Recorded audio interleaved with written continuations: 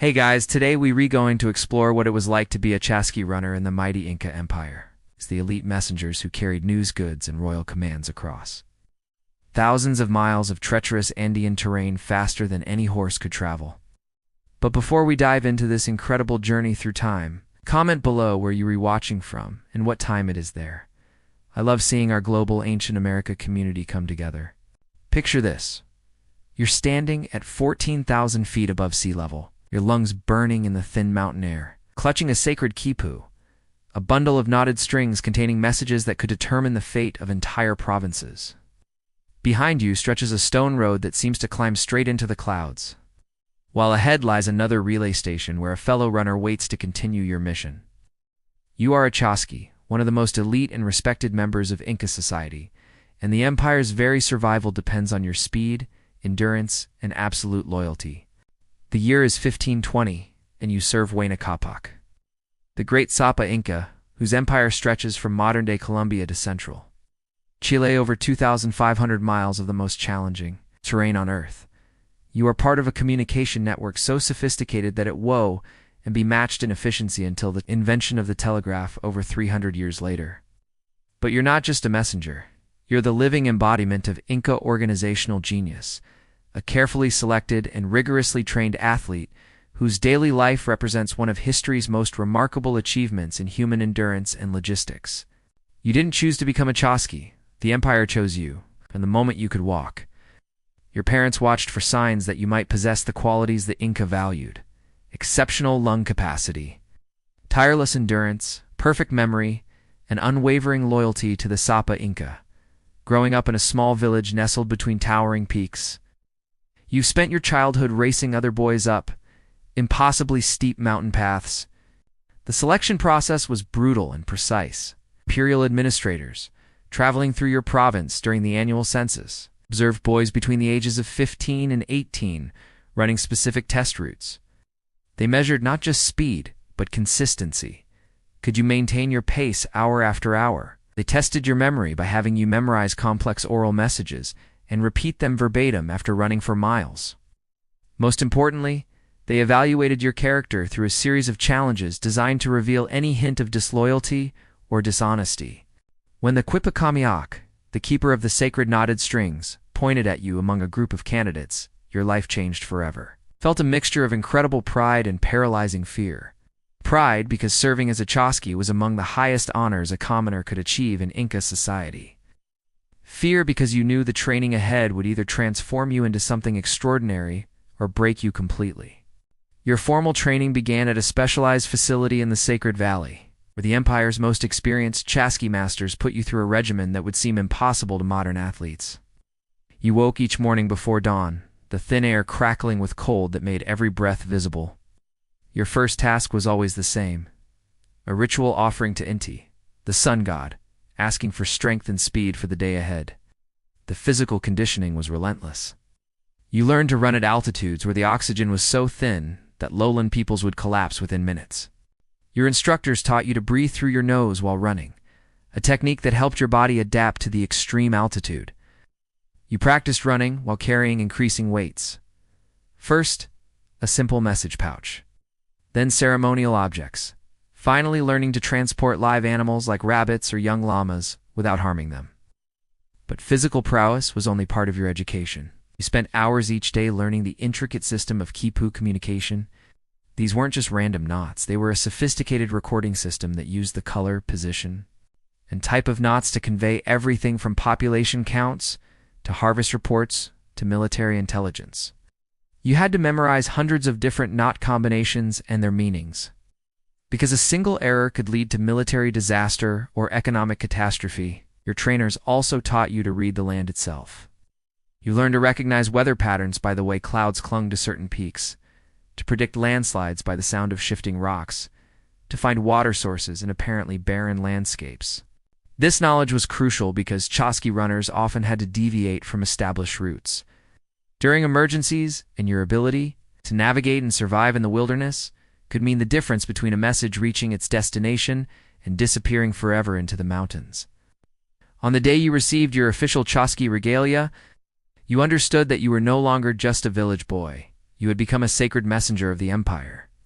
The ceremony took place at dawn, with the morning light painting the surrounding peaks in shades of gold and crimson that seemed to mirror the colors of your new uniform.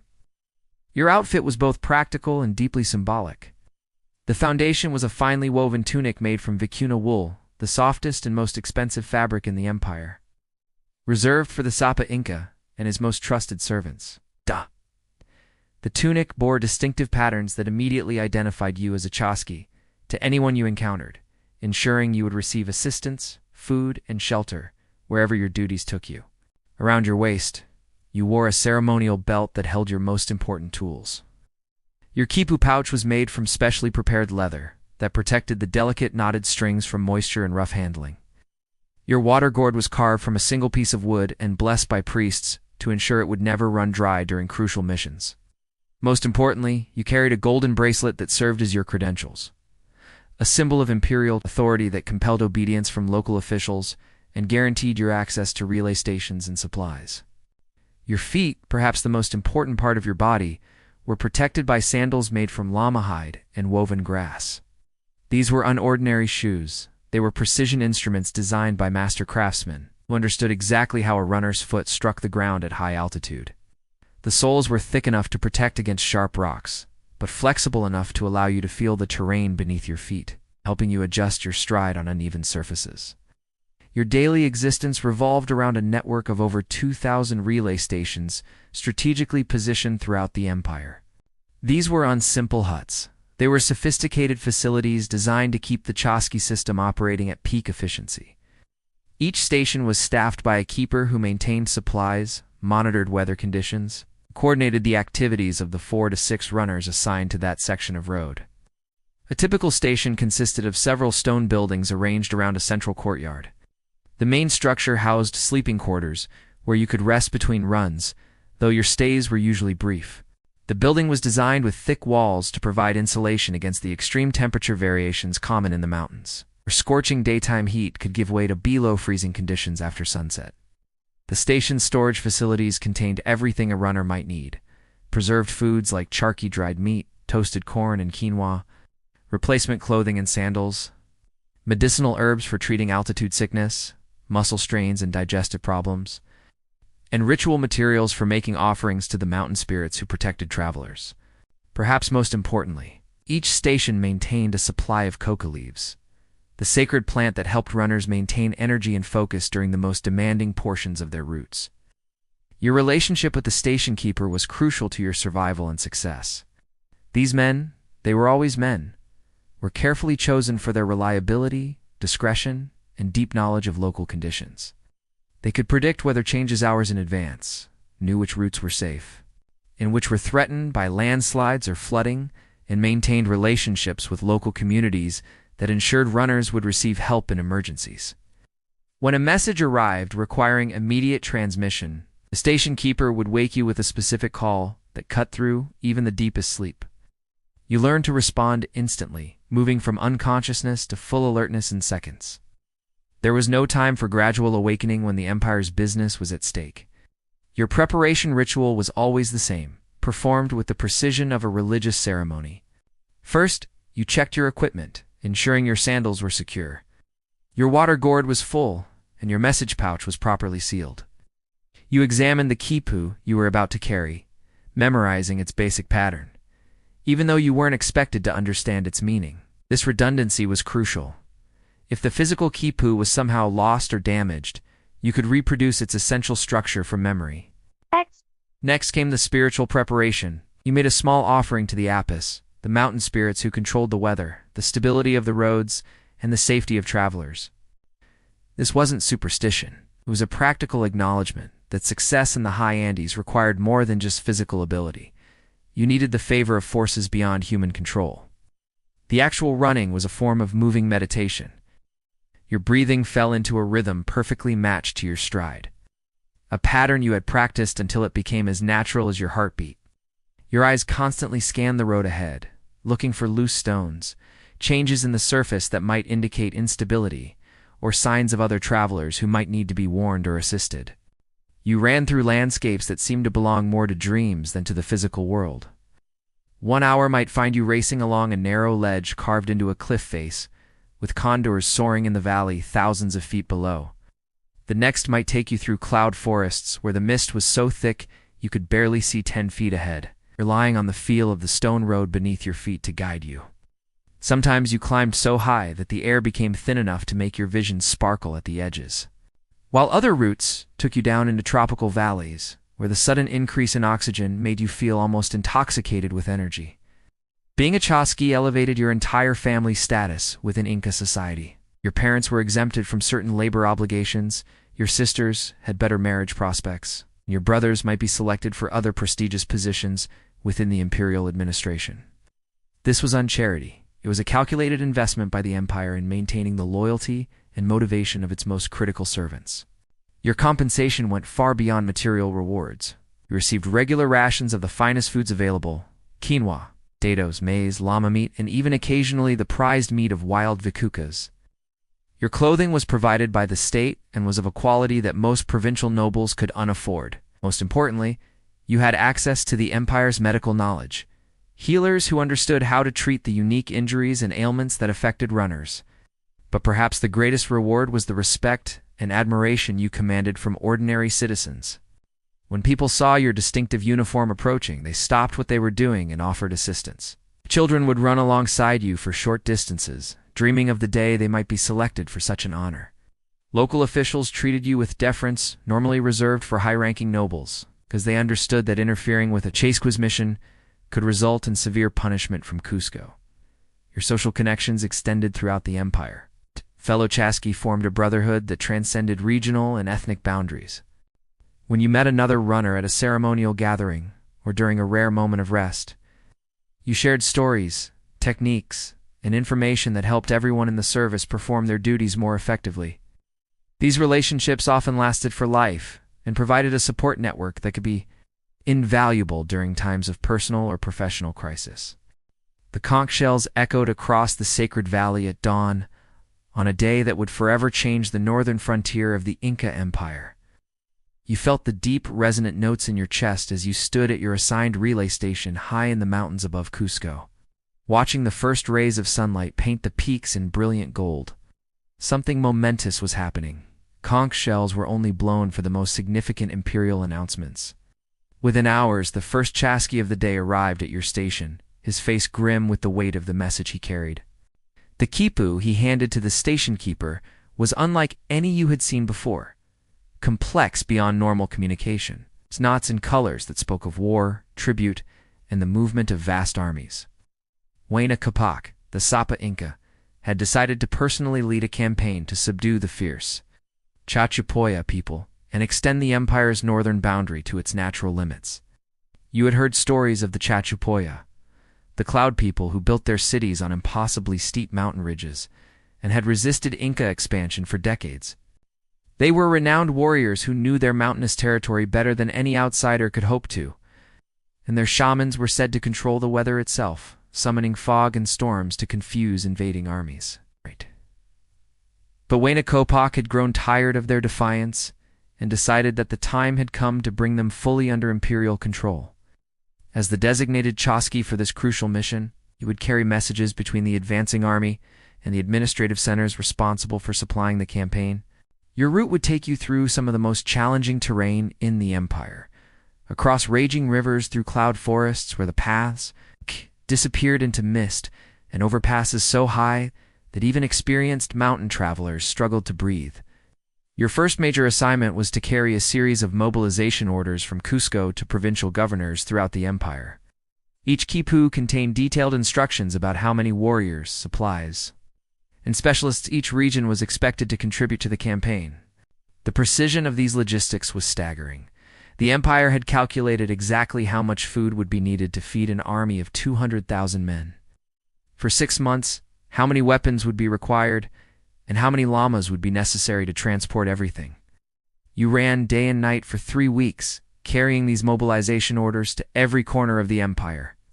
Your route took you first south to Lake Titicaca, where the skilled sling warriors of the Altiplano were being assembled.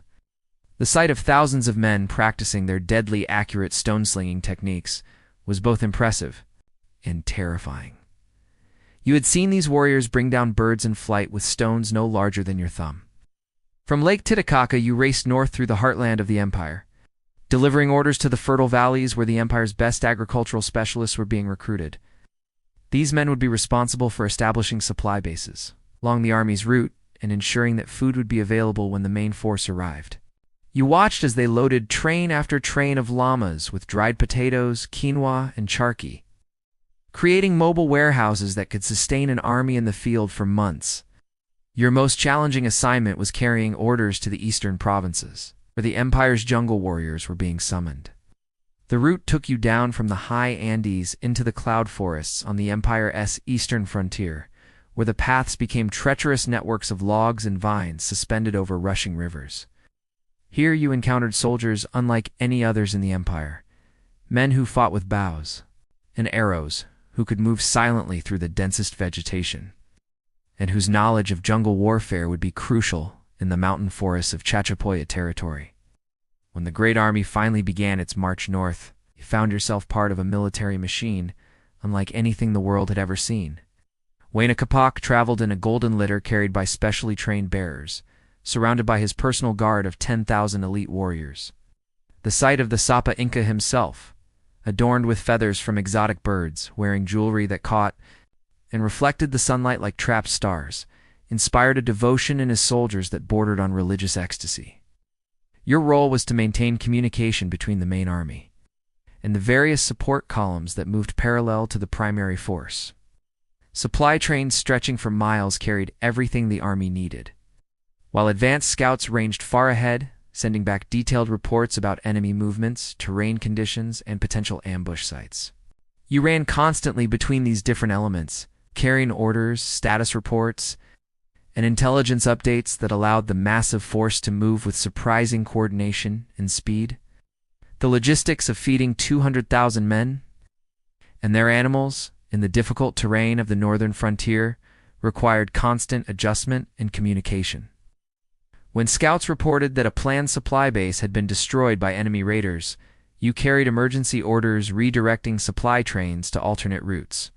When advance forces encountered unexpectedly strong resistance, you raced back to the main army with requests for reinforcements and specialized equipment. The physical demands of running with an army in campaign were unlike anything you had experienced during peacetime service. You were covering distances that would have been challenging under normal circumstances, but now you were doing so while the entire region was in a state of military chaos. Roads that had been safe for decades were now threatened by enemy raiders. Supply stations that had reliably provided food and shelter were sometimes abandoned or destroyed by the time you arrived.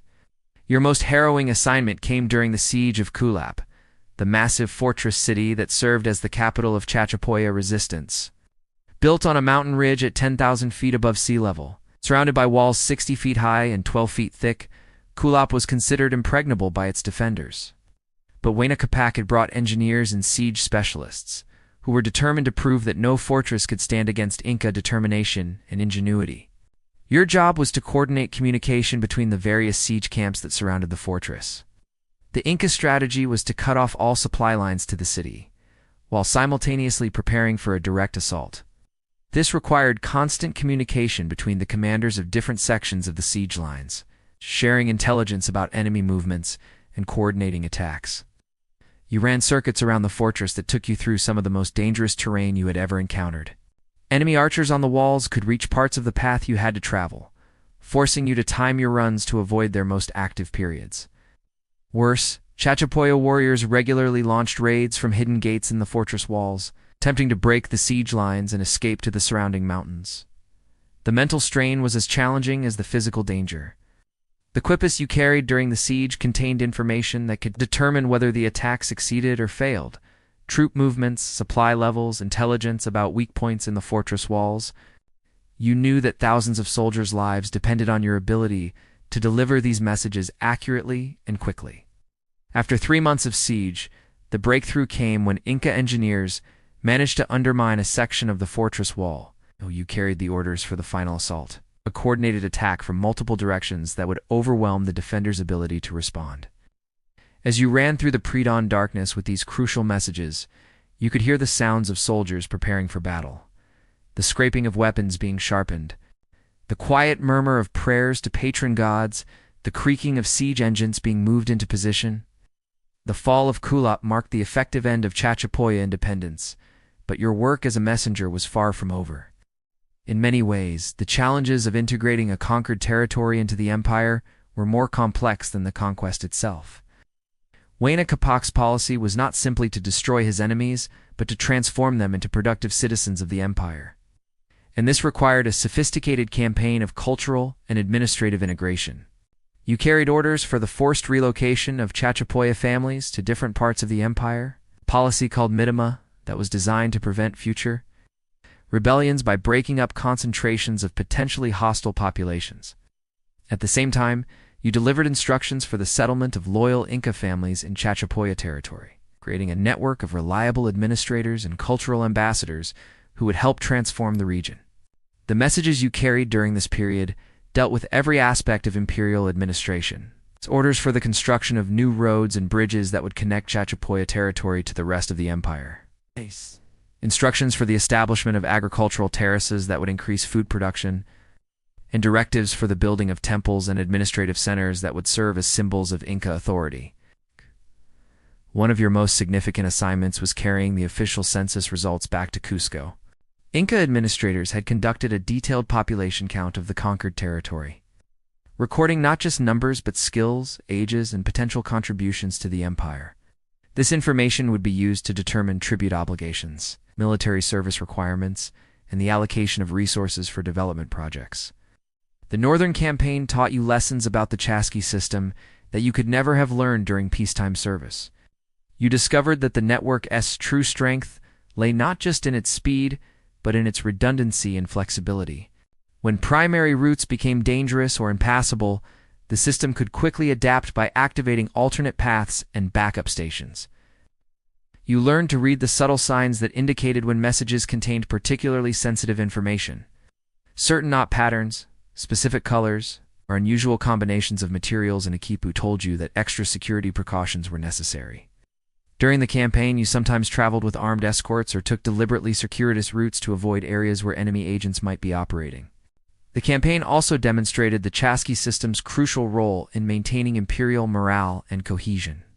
Soldiers fighting in distant campaigns needed to know that their families back home were receiving support from the state. Administrators in provincial centers needed regular updates about military progress to maintain their confidence in imperial leadership. Your ability to carry these messages quickly and reliably was as important to the empire's success as the weapons carried by its warriors. Most importantly, you learned that being a Chasqui meant being a witness to history.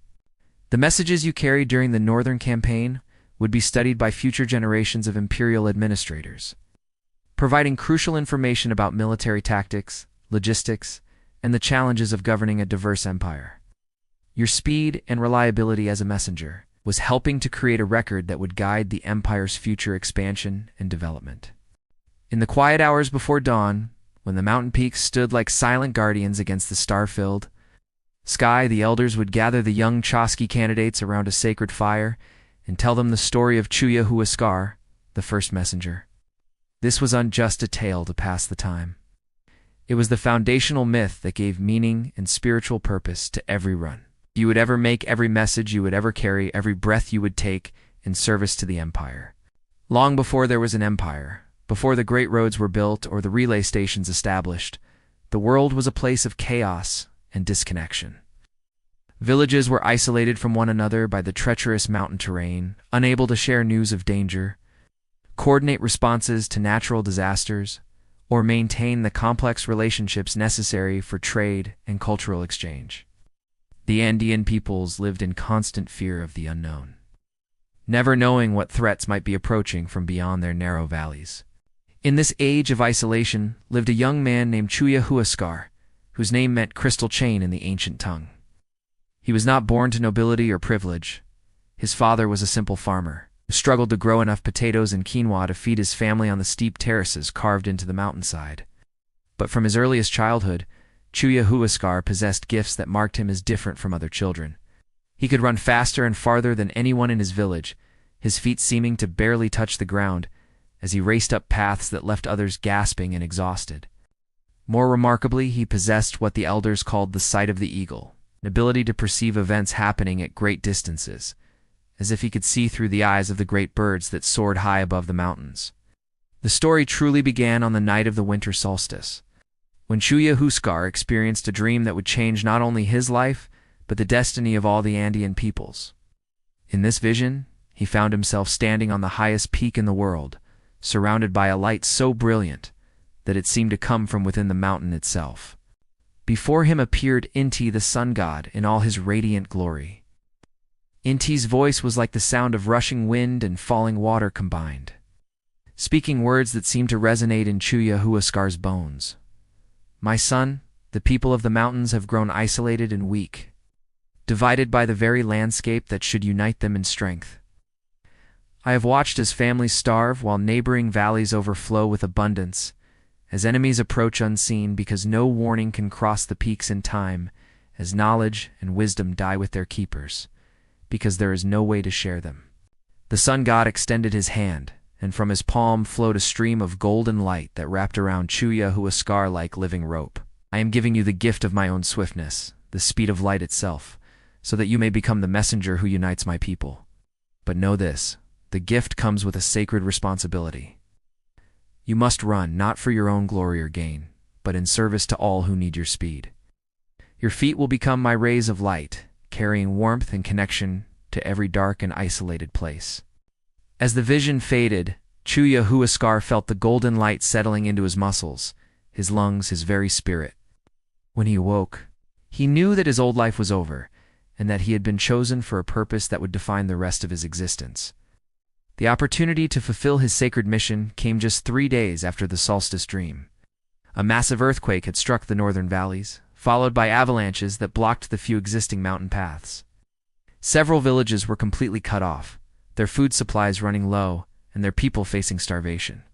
Traditional methods of communication, smoke signals, and relay runners were useless in the chaos following the disaster. Without hesitation, Chuya Huascar volunteered to carry news of the disaster to the great ceremonial center of where the most powerful shamans and administrators could organize a rescue effort. The journey would require crossing terrain that seasoned mountain travelers considered impassable. Avalanche-blocked passes, unstable slopes where any misstep could trigger a fatal rockfall, and rivers swollen with snowmelt that had swept away all the bridges. As he prepared for the journey, Chuya Huascar felt the presence of Inti's gift within him. His body seemed lighter than air, his vision sharper than an eagle's, his endurance limitless as the sky itself. He began running at a pace that left observers amazed, his feet finding secure footing on slopes where others could barely walk, his lungs processing the thin mountain air as easily as if he were at sea level. The first test came at a pass where recent avalanches had left an unstable field of snow and broken rock. Normal travelers would have taken days to find a safe route around the obstruction, but Chuya Huascar felt guided by an inner knowledge that showed him exactly where to place each step. He crossed the dangerous terrain as if he were running on solid ground, his path marked by the golden footprints that only he could see, the visible sign of Inti's protection. As he ran through the night, navigating by starlight and the inner compass that Inti's gift had provided, Chuya Huascar experienced another powerful vision. He saw the Andean landscape spread out below him like a vast tapestry, with threads of light connecting every village, every settlement, every isolated farm. These threads were not roads. They were streams of communication and connection, carrying not just messages, but understanding, cooperation, and shared strength. In the vision, he could see other runners like himself positioned at regular intervals along these threads of light, each one blessed with a portion of Inti's gift, each one dedicated to maintaining the connections that would transform the scattered mountain peoples into a unified civilization. He understood that his personal mission was just the beginning, that the sun god's true plan was to create a network of divine messengers, who would serve as the nervous system of a great empire. The vision showed him the future. Great cities built on previously isolated mountaintops, now connected by roads that followed the paths of light he was seeing. He saw armies moving with perfect coordination because their commanders could communicate instantly across vast distances. He witnessed the sharing of agricultural knowledge that would allow terraces to be built on previously barren slopes, the exchange of artistic techniques that would create unprecedented beauty, and the development of astronomical and mathematical knowledge that would rival any civilization on Earth. Most importantly, he saw that this network of messengers would become a sacred brotherhood, bound together by their shared gift and their common dedication to serving something greater than themselves. Each Chasqui would be a living embodiment of Inta's light, carrying not just physical messages, but the spiritual energy that would hold the empire together through centuries of challenges and changes. When Chasqui finally reached D after running continuously for 2 days and nights, the shamans and administrators initially refused to believe his report. No one could travel that distance in so short a time, especially through terrain that had been rendered impassable by the earthquake. But when they sent scouts to verify his information, they found that every detail of his report was absolutely accurate. More remarkably, they discovered that Chasqui's passage through the disaster zone had somehow stabilized the unstable slopes and avalanche debris. Where his feet had touched the ground, new paths had formed. Not crude tracks, but precisely engineered routes that seemed designed by master builders. Rivers that had been uncrossable were now spanned by natural stone bridges that appeared to have been shaped by divine hands. The high priest of Da Man, renowned for his spiritual wisdom and connection to the ancient gods, declared that Chasqui had been chosen by Inti himself to become the prototype for a new kind of sacred service. In a ceremony that lasted 3 days and nights, involving rituals that had been preserved since the time of the first peoples, Chasqui was formally transformed from a simple village runner into the founding member of what would become the Chasqui Brotherhood. The transformation was not merely symbolic. Shamans used their most powerful techniques to enhance the gifts that Inti had already bestowed, teaching Chasqui how to access deeper levels of divine energy, how to communicate with the mountain spirits who controlled weather and terrain, and how to read the subtle signs that would guide him safely through any landscape, no matter how challenging. With his divine mission confirmed and his abilities enhanced, Chasqui began the work of identifying and training others who could share in his sacred calling. He traveled throughout the Andean regions, guided by the same inner vision that had shown him the network of light connecting all the mountain peoples. In each area he visited, he could identify young people who possessed the potential to become divine messengers. The selection process was both physical and spiritual. Candidates had to demonstrate exceptional running ability, but more importantly, they had to show signs of the spiritual openness necessary to receive Inti's gift. Chasqui developed tests that revealed character traits invisible to ordinary observation. The absolute honesty necessary to carry sensitive messages without corruption, selfless dedication required to place service above personal comfort, and the mental strength needed to maintain focus and determination through any hardship. Those who were chosen underwent a training program that combined the most demanding physical conditioning with intensive spiritual development. They learned to run in harmony with the natural rhythms of the earth, to breathe in sync with the movement of the wind, to find water sources by following the subtle guidance of underground streams, and to navigate by reading the positions of stars reflected in mountain lakes. But the most important part of their training was learning to access and channel the divine energy that Inti provided to all true Chasqui. This wasn't simply a matter of running faster or farther than ordinary humans. It was about becoming a conduit for the spiritual force that would eventually unite all the Andean peoples under a single, divinely blessed empire. As the network of divine messengers grew and spread throughout the mountains, Chasqui received a final vision from Inti that revealed the ultimate purpose of the Chasqui system.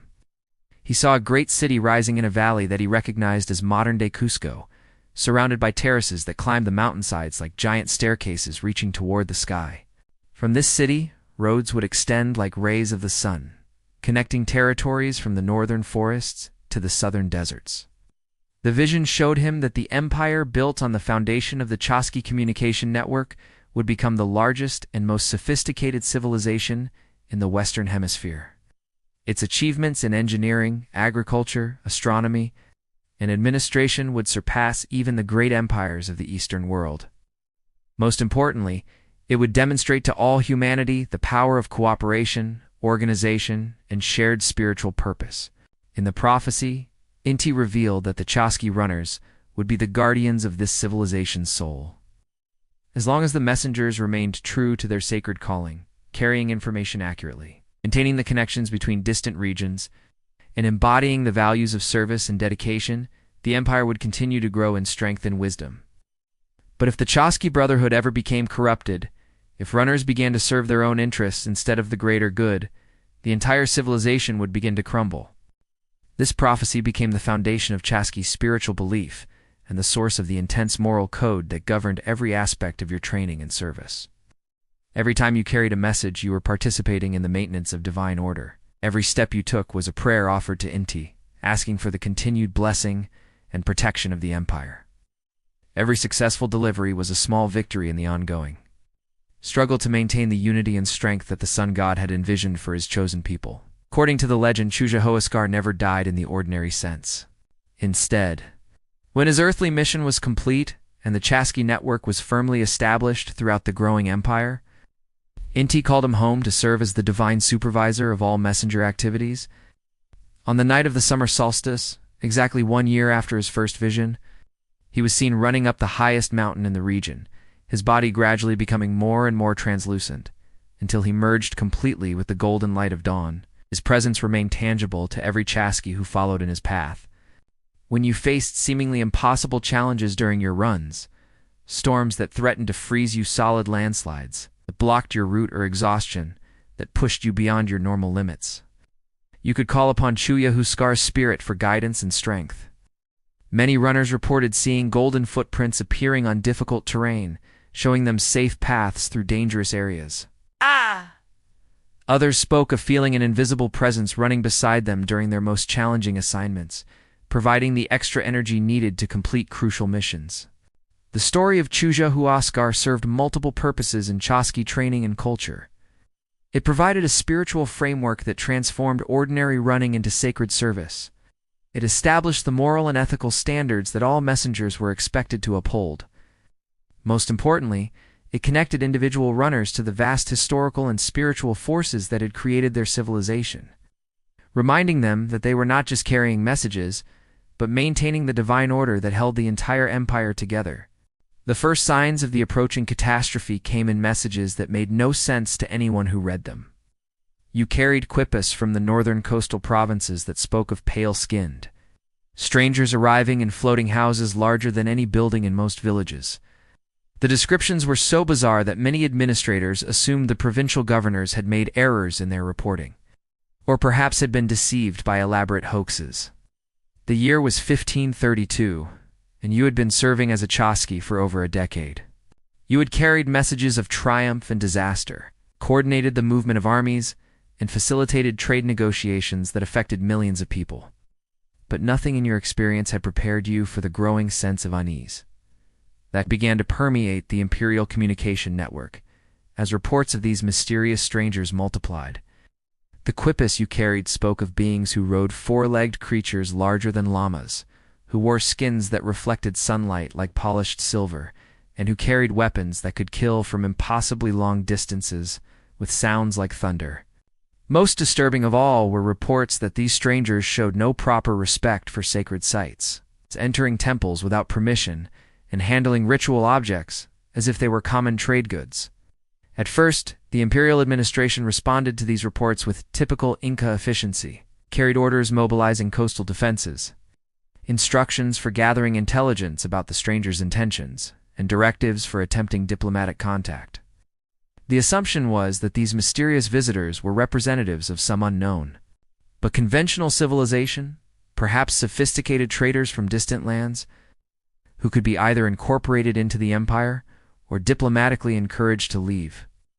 But even as the imperial bureaucracy attempted to understand and respond to the threat posed by the Spanish conquistadors, a far more devastating enemy was already racing through the empire faster than any Chasqui could run. European diseases, smallpox, typhus, measles, were spreading along the very trade routes and communication networks that had been the empire's greatest strength. You began to notice the signs during routine runs between relay stations. Communities that had been thriving just weeks earlier were now eerily quiet, their populations decimated by illnesses that seemed to strike without warning.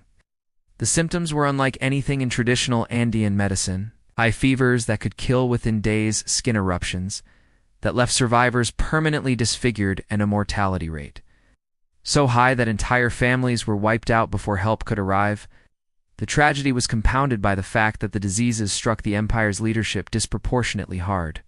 The same trade networks and administrative systems that had allowed the Inca to build their sophisticated civilization also provided perfect pathways for epidemic diseases to spread rapidly through population centers. You carried increasingly desperate quipus from provincial governors reporting the deaths of local administrators, military commanders, and religious leaders who were crucial to maintaining imperial control. Most devastating of all was the news you carried in the spring of 1525. Huayna Capac himself had died of smallpox while campaigning in the northern provinces. The Sapa Inca, who had been considered semi-divine by his subjects, had succumbed to a disease brought by strangers he had never even seen. With him died not only the empire's most capable leader, but also the spiritual certainty that had held the vast, diverse civilization together. The death of Huayna Capac, without a clear successor, created a crisis that the Chasqui system was never designed to handle. You found yourself carrying messages between rival claimants to the throne, each demanding absolute loyalty and threatening severe punishment for anyone who served their opponents. The communication network that had been the empire's nervous system became a battlefield, where information itself was weaponized. Huayna Capac's son, by his principal wife, controlled Cusco and the southern provinces. His half-brother Atahualpa commanded the loyalty of the northern armies and had been their father. As chosen companion during the final campaigns, the civil war between these two claimants would prove more destructive to the empire than any external enemy could have been. Your role as a neutral messenger became increasingly dangerous and complex. Routes that had been safe for decades were now controlled by competing factions, each suspicious of any runner carrying messages for their rivals. Relay stations were sometimes occupied by soldiers who would interrogate you about the contents of your quipus, threatening torture or death if they suspected you were serving the wrong master. The psychological strain was enormous. Chasqui's system had been built on absolute trust and reliability. You were trained to deliver any message to its intended recipient without question or delay. But now, you were being forced to make impossible choices between competing authorities, each claiming to represent the legitimate government of the empire. Even more heartbreaking was watching the gradual breakdown of the infrastructure you had dedicated your life to maintaining. Relay stations were abandoned as their keepers fled the civil war or were pressed into military service. Supply caches were looted by desperate soldiers. Roads that had been carefully maintained for generations began to deteriorate as the administrative systems responsible for their upkeep collapsed. The most terrible message you ever carried was the Quipu reporting Atahualpa's capture by the Spanish conquistadors in November 1532. The news seemed so impossible that you initially wondered if there had been some error in the knotwork, some mistake in translation that had created a report too horrific to believe. But the details were unmistakably accurate. Francisco Pizarro and his small force of conquistadors had lured the newly victorious Atahualpa into what appeared to be a diplomatic meeting in the town square of Cajamarca. There, in full view of his terrified subjects, the man they considered to be the son of the sun god had been taken prisoner by fewer than 200 foreign soldiers. The psychological impact of this news was perhaps more devastating than any military defeat could have been. The Sapa Inca was not supposed to be vulnerable to ordinary human threats. His capture by a handful of strangers challenged the fundamental spiritual assumptions that held Inca society together. If the son of the sun could be chained and imprisoned by foreigners, what did that say about the divine order that supposedly governed the world? You carried increasingly frantic messages between imperial administrators trying to organize a response to this unprecedented crisis. Some quipus contained orders for assembling massive armies to rescue the captured Inca. Others carried instructions for gathering the enormous ransom of gold and silver that the Spanish had demanded for Atahualpa's release. Still others contained desperate attempts to maintain normal governmental functions, while the empire's leadership structure crumbled.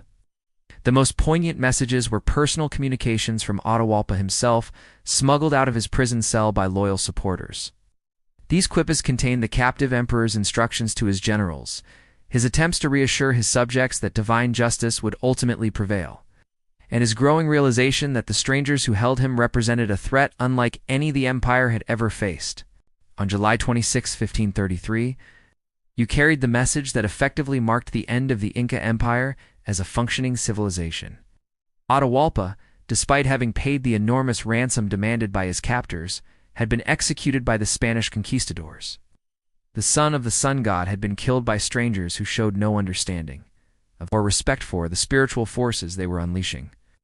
The immediate aftermath was chaos beyond anything you had experienced during the Civil War. Communities that had maintained their loyalty to imperial authority, despite years of conflict now, found themselves completely cut off from any legitimate source of leadership.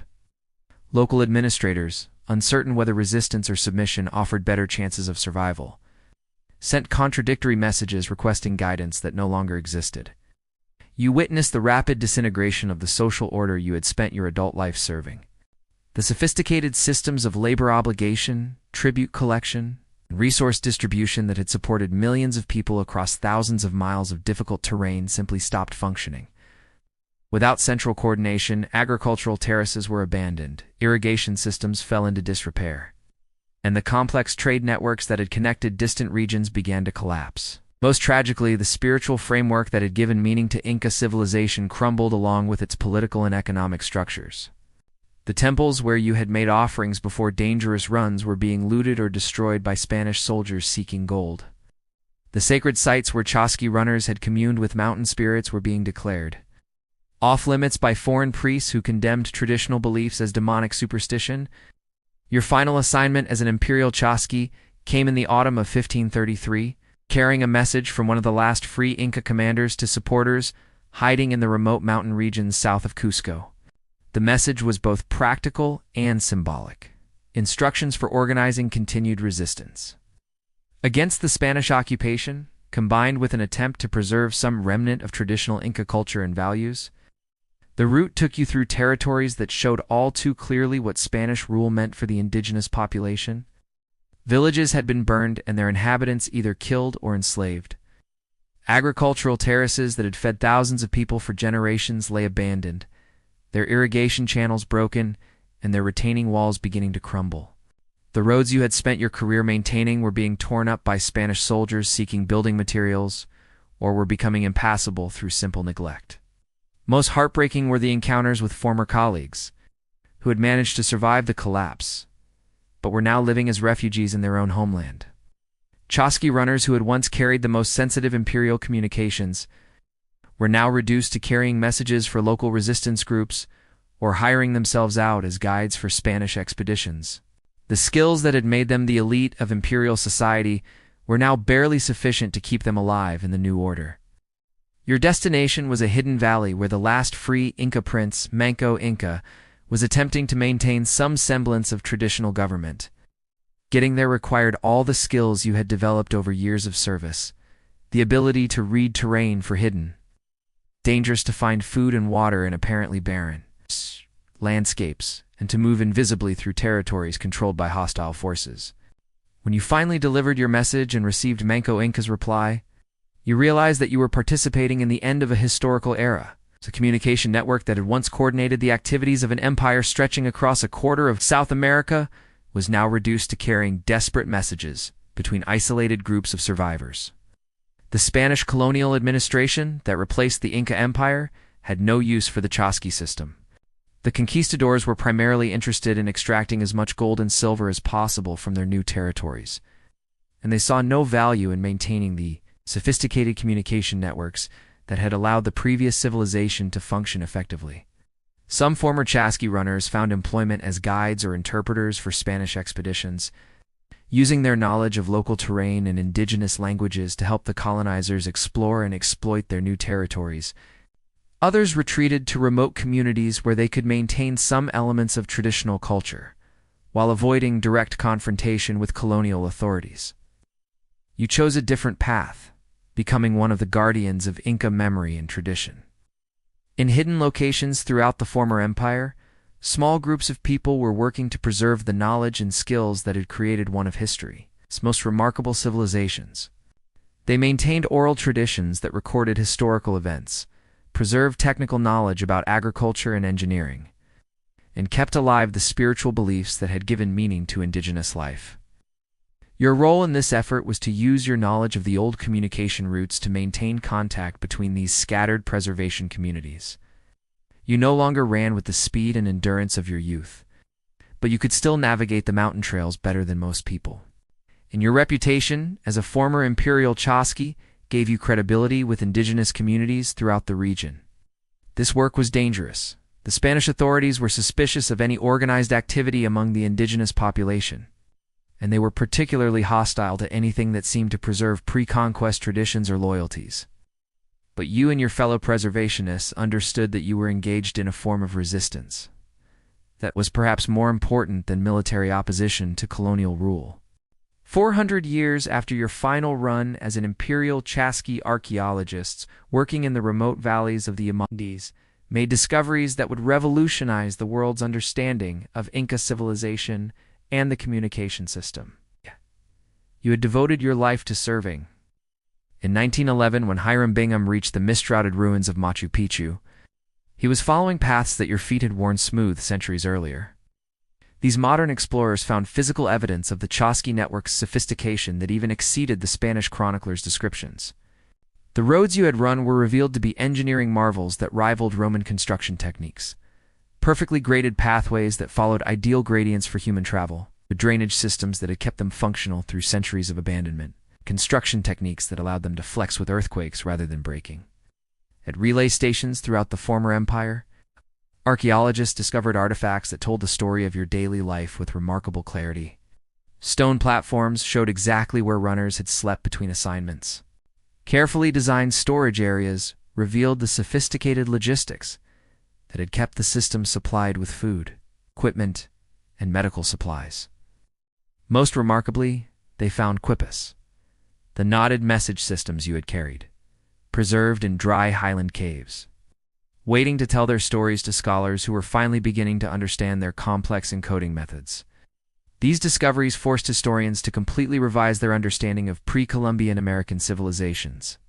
The Inca Empire was revealed to have been far more sophisticated than anyone had previously imagined, a complex, efficiently administered state that had solved logistical and communication problems that challenged much later civilizations.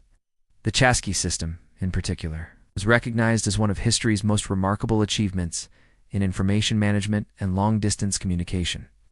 Modern scholars using computer analysis and statistical methods have made remarkable progress in understanding the Quipu communication system that was the foundation of your work as a Chasqui.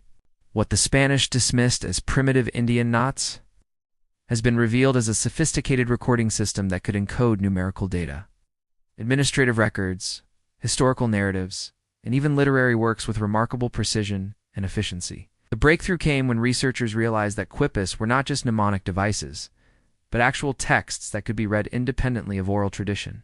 Color, material, and position of each chord carried meaning, while the type, position, and sequence of knots provided grammatical structure and specific information.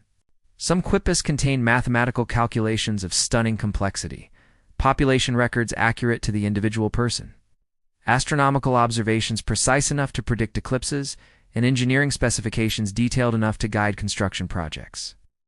Most remarkably, scholars have discovered that some quipus appear to record historical narratives and even poetry.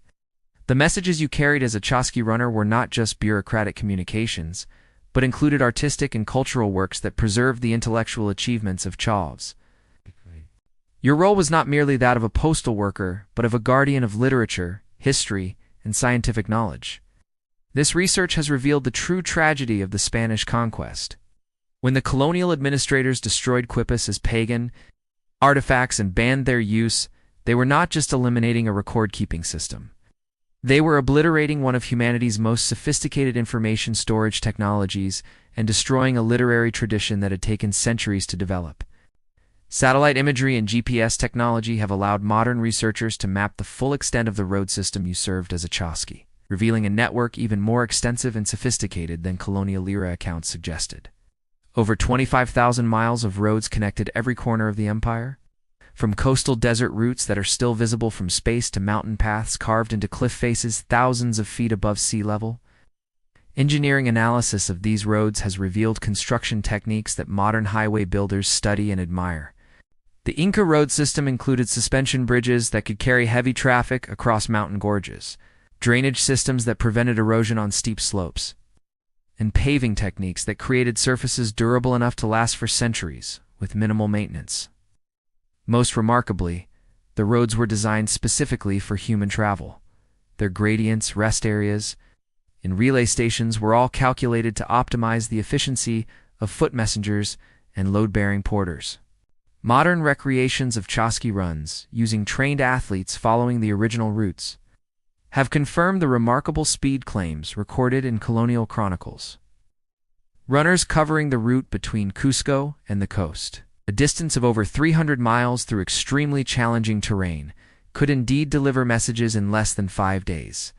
Faster than mounted messengers could travel the same distance in most parts of the world. These experiments have also revealed the physical and mental demands that made Chasqui service so challenging and prestigious. Modern athletes, despite superior nutrition and medical support, struggle to match the performance levels that you and your colleagues achieved routinely. Combination of extreme altitude, difficult terrain, and the need for absolute reliability created demands that pushed human endurance to its limits. Throughout the colonial period and into the modern era, indigenous communities in the Andes have maintained many of the traditions, values, and practices that were central to the Chasqui system. The emphasis on community service, the respect for accurate communication, and the spiritual significance of maintaining connections between distant places continued to influence Andean culture, even when the formal messenger network had been destroyed. Modern anthropologists have documented traditional communities where young men still undergo endurance training that closely resembles Chasqui preparation, though now the purpose is to maintain cultural identity rather than to serve an empire.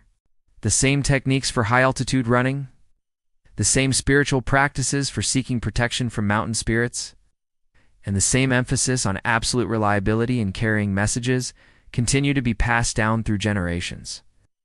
These communities have also preserved oral traditions that provide details about Chasqui life that are missing from Spanish colonial records.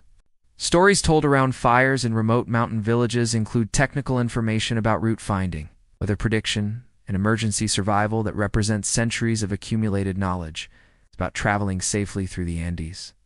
Most importantly, these communities have maintained the spiritual framework that gave meaning to Chasqui service.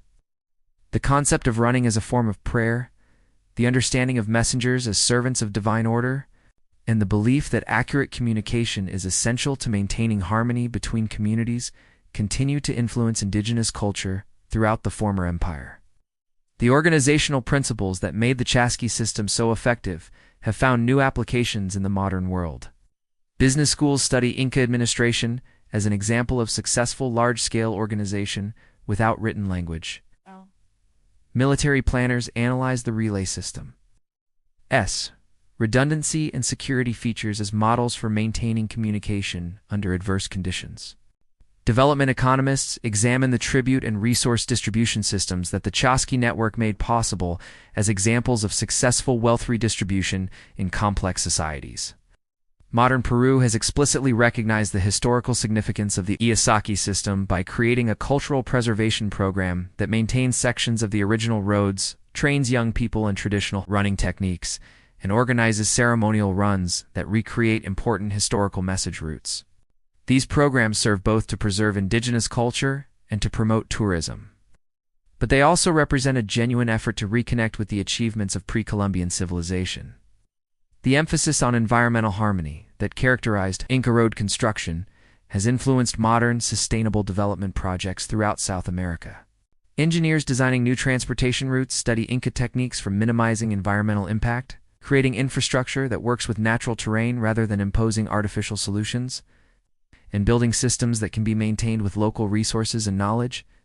Perhaps most significantly, the Chasqui system's demonstration that sophisticated communication networks could be maintained without written language has influenced educational programs designed to serve populations with limited literacy. The use of alternative encoding methods, the emphasis on oral tradition and memorization, and the creation of reliable information transmission systems continue to provide models for modern communication challenges.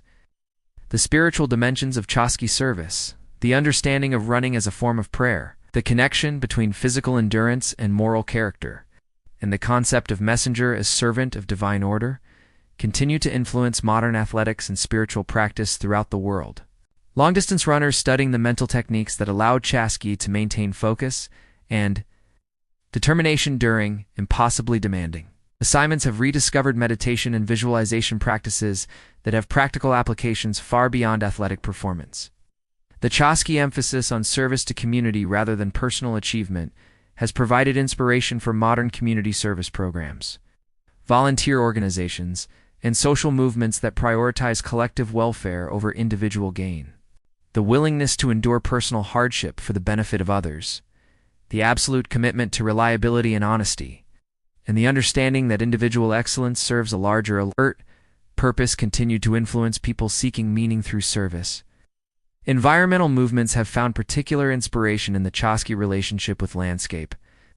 The intimate knowledge of terrain, weather, natural cycles that was essential for successful message running represents a model of sustainable interaction with the natural world that contrasts sharply with modern patterns of environmental exploitation and degradation.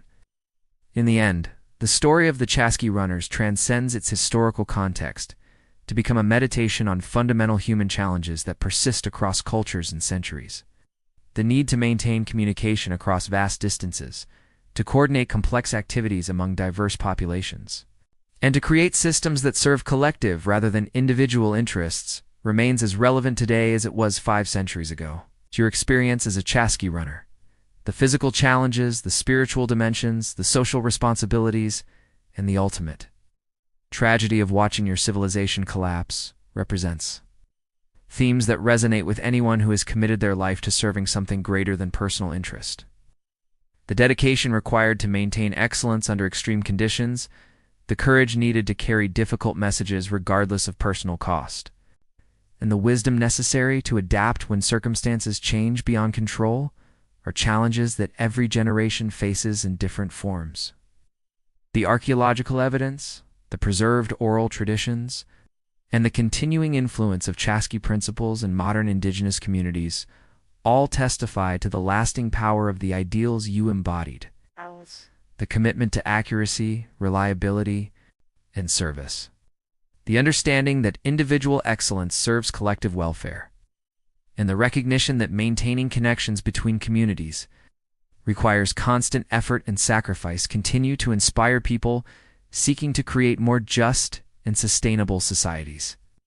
Modern visitors walking sections of the preserved Inca roads often report experiencing something that transcends simple historical interest, a sense of connection to the thousands of runners who wore these paths smooth over centuries of service. A recognition of the extraordinary human achievement represented by the communication network they maintained, and an appreciation for the spiritual dimensions of physical endurance that connected earthly service to divine purpose. In this sense, the Chasqui runs continue. Every person who chooses service over self-interest, who maintains reliability despite difficult circumstances, who carries important messages regardless of personal cost, and who understands their individual efforts as part of a larger pattern of meaning is participating in the same spiritual tradition that gave purpose to your life as an imperial messenger. The golden footprints that Chuya Huascar left on his first divine run still mark the paths where anyone can choose to follow, carrying whatever messages their time and circumstances require, serving whatever communities need their speed and dedication, and maintaining the connections that prevent human society from fragmenting into isolated, mutually hostile groups. Your legacy as a Chasqui runner is not just historical, but eternal, a demonstration that human beings can achieve extraordinary things when they dedicate themselves to purposes greater than personal gain, and that the networks of communication, trust, and mutual support that hold civilizations together require constant maintenance by individuals willing to run toward challenges rather than away from them. The ancient roads still call to anyone ready to answer, and the race continues.